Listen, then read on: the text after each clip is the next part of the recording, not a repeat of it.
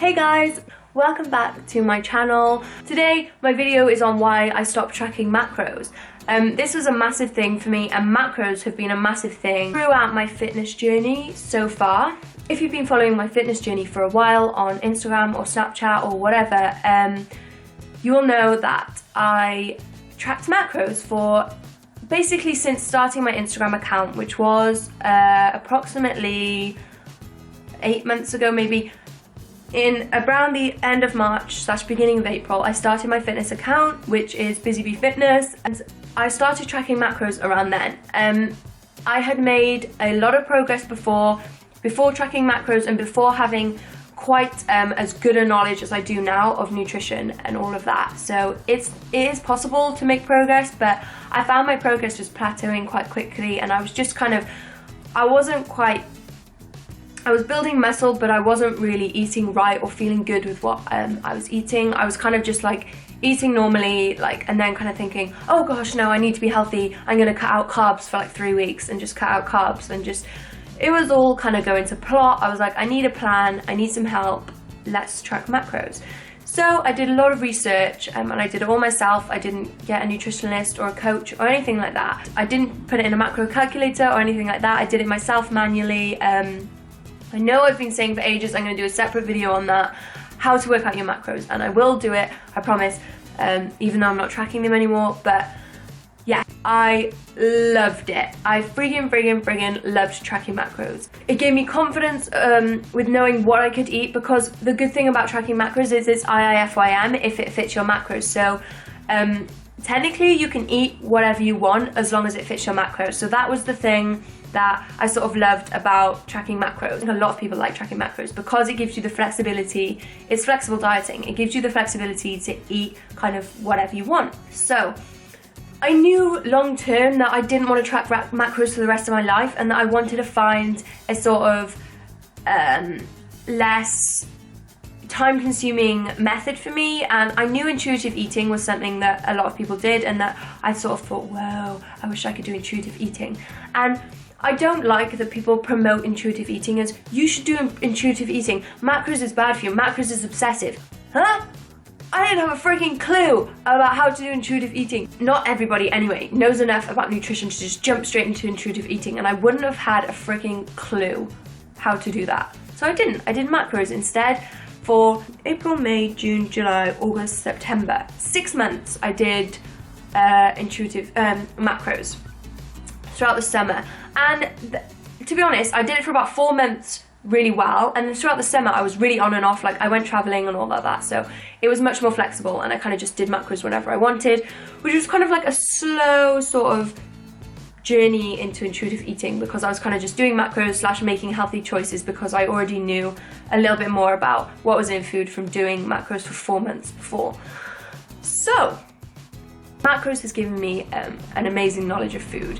So coming back to uni this year, I was kind of bogged down. It was my second year. First year was a little bit easier, as everybody says.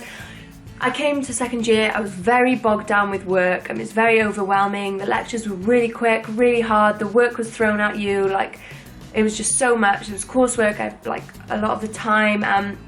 I just kind of crumbled under the pressure, and I just really didn't want to carry on with uni anymore. I just wanted to drop out, but I kind of picked myself back up after a few days and thought, let's just try this again. And I thought, let's leave macros and let's just try and take what I know from macros, and let's see if I can do intuitive eating. If I can't do it and it just doesn't work for me, I'll go back to macros. But I need to focus on work. I need to do this. I haven't got time to be looking at all my food, so let's try intuitive eating.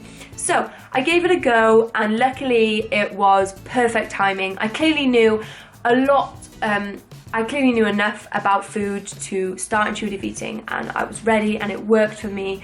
I've been doing it now for about October, November, 3 months now. I've been intuitive eating, and the way I look, the way I feel, the way I am, I just know that it's working. So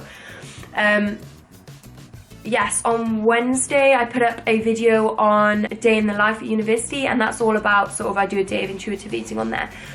So yeah, I'm really enjoying it and it's working for me. So basically it just works because it even works for going out for food.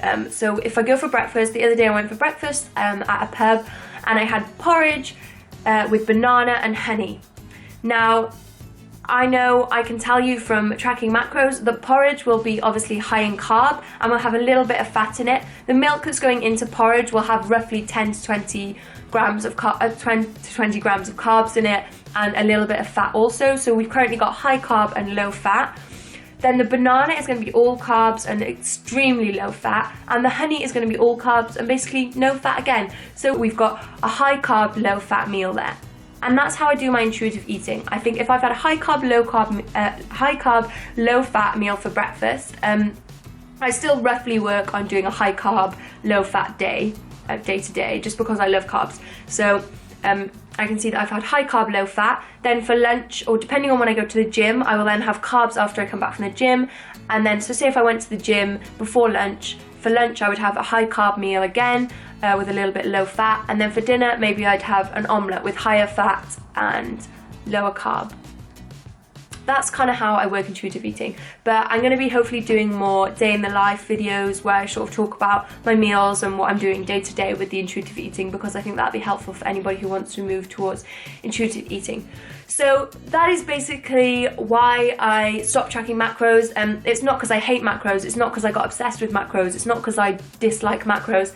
I love macros, and I would recommend macros to anybody for a short period of time. I wouldn't recommend tracking macros if you are the type of person to get unhealthily obsessed with something, or if you just know in your mind that, I know I've heard a lot of people say this, that they would get obsessed with the numbers and like getting upset if they went over the macros, or feeling guilty in yourself and like feeling, you know, if it's going to get you down, being that, you know, into something or obsessed with the numbers, I know what it could be like, then I wouldn't recommend it. But if you're not like that, then I would recommend it, because it does give you an amazing knowledge of food, and it has helped me to move. I mean, I thought it would take me at least a couple of years before I could move to intuitive eating. I thought it would take that long, but it took me 4 months, and then a little bit of a period where I did on and off over summer, and then bang, straight into intuitive eating, and it wasn't a problem for me. So that is pretty much my intuitive eating / macro story. If you have any other questions about that, chuck them below. Anything you need to know about that, you know, I love answering your questions. I'm wanting to help. If I've missed anything out or haven't said anything, then let me know. But yeah, chuck the questions below, and make sure you give this video a like if you enjoyed it. Likes are really helpful for me to know whether you enjoyed or not. And yeah, leave me a comment, because I love reading your comments, and make sure you subscribe if you want to see me again. Thank you so much for watching, and I will see you in the next video, if not before, on Instagram or Snapchat. And yeah, bye guys.